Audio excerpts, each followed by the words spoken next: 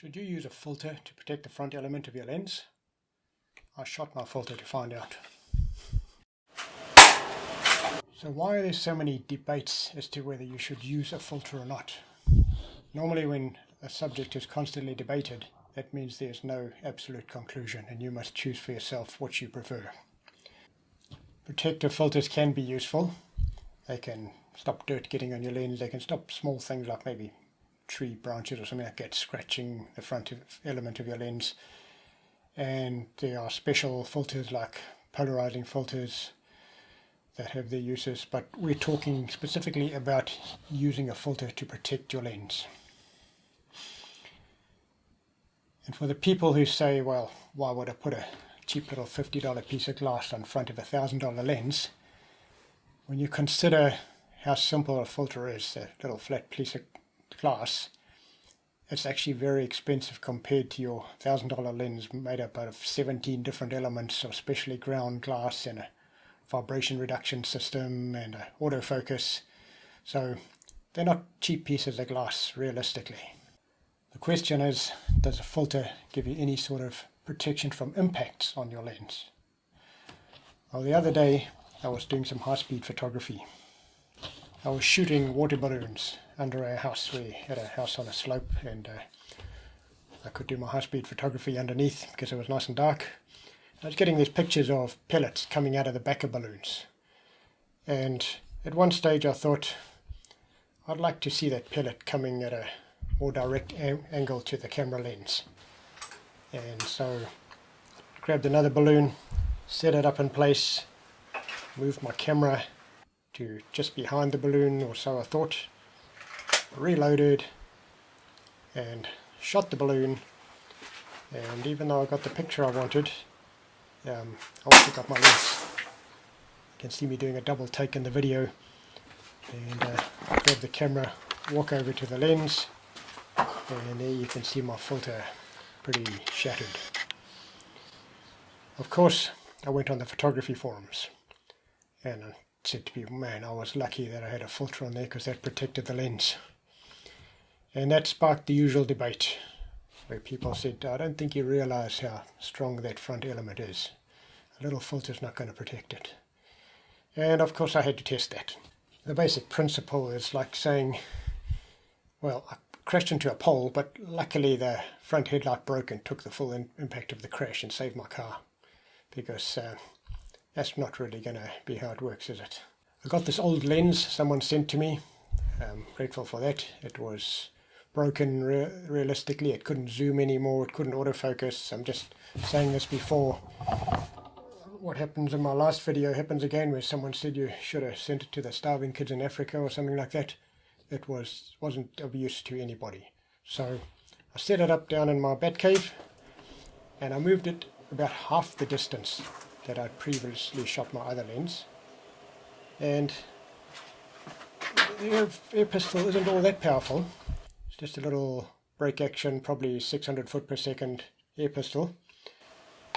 But previously it had gone through the balloon, through all that water, and hit my lens on the other side of the room and broken it. Now you can see what happens when I shoot this lens. You can see the pellet stuck on the side. It hit the front element and just slid across it and jammed in the side. So I thought, well, let's get a bit closer. I put a board in the way so it wouldn't get hit, in theory, and reloaded, and I got as close as I could to it. I put my hand over that board, pointed it right down at the lens, which was about 6 inches away, and I shot it. I had my little camera, my Nikon D50 6 megapixel camera set up, because that's my sacrificial camera, to take a photo of when it hits using high-speed photography. You can actually see the curtain on the left there jumping as the pellet bounces and hits it. So there's enough force from that little air pistol to make the lens spin around on the spot and for the pellet to jump back and hit the curtain at the same time. So here's the lens. There's the old pellet stuck in it from the previous shot, and then when we look at the picture that was taken, I managed to capture it just as the pellet was hitting. You can see the pellet hitting this very center of the front element from about 6 inches away, and that lens was fine. in the previous shot, after I had smashed the filter, I took the filter off, and this is the very next photograph I got. There was nothing wrong with that lens. After that I thought, well, I may as well do some drop tests as well. I had a good second-hand filter. I'm always getting these old filters when I buy second-hand lenses and I don't use the filters. So I mounted on an old Nikon camera body. I had the back out of it because I'd done some other experiments with it. And I dropped the lens from various heights and filmed it in slow motion.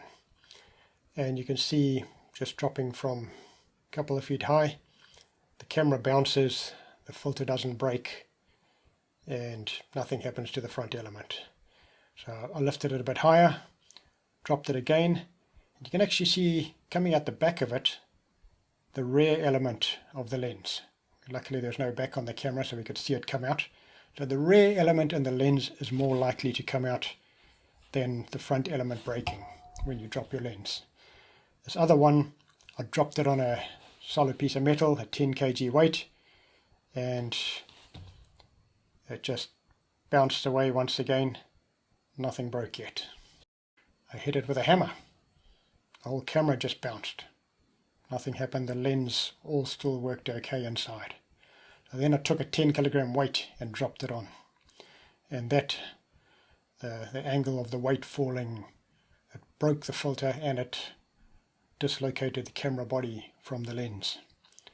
It's not often you're going to have that happen to your gear, so the front element still wasn't broken though.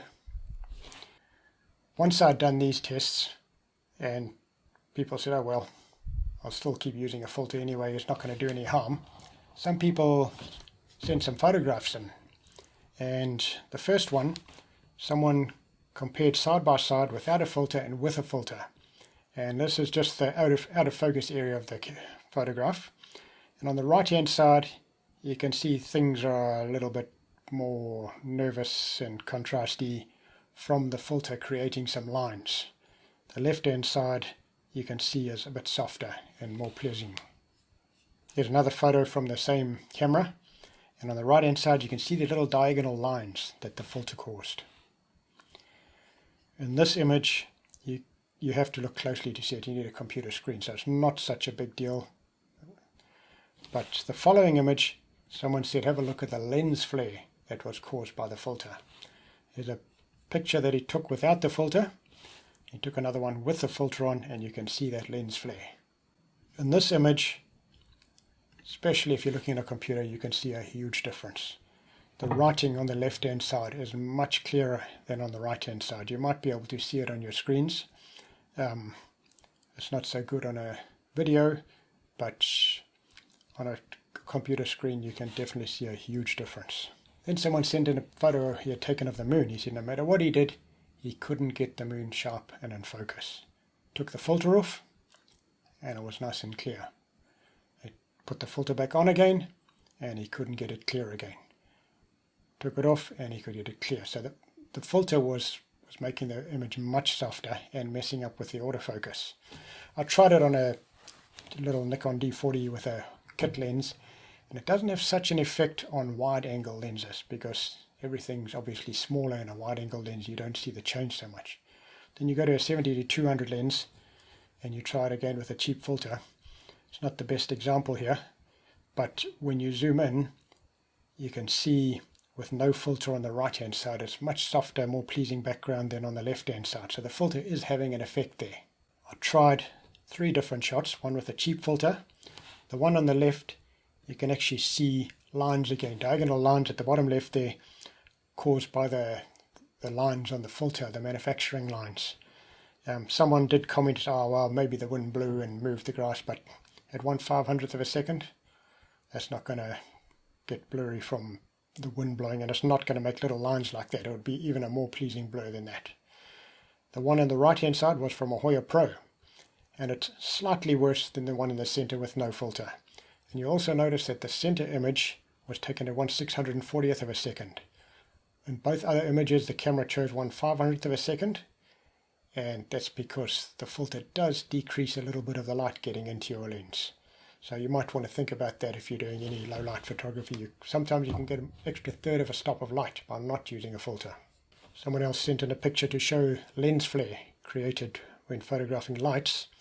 It's with a filter on and then without a filter. And there's quite a marked difference there. The conclusion of our discussion about filters and whether you should use them or not was finalized by someone saying, I work in the insurance industry. He says, we get the most claims for the front element being scratched by the filter breaking.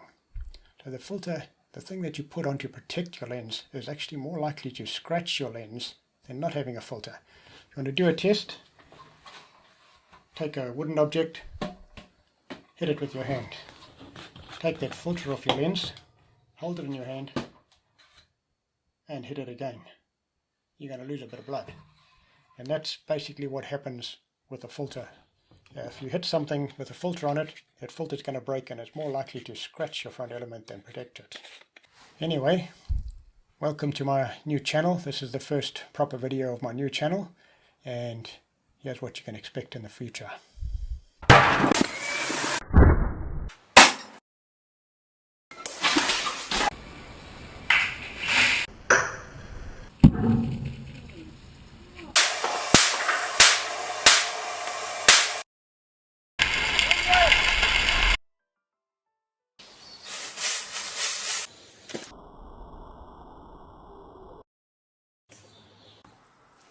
Bombs away! That's going to go on YouTube. I know. What? No. I'm going to put that on YouTube. No, then you have to take that out. You put it there. You chose to do that. I'm going to delete this.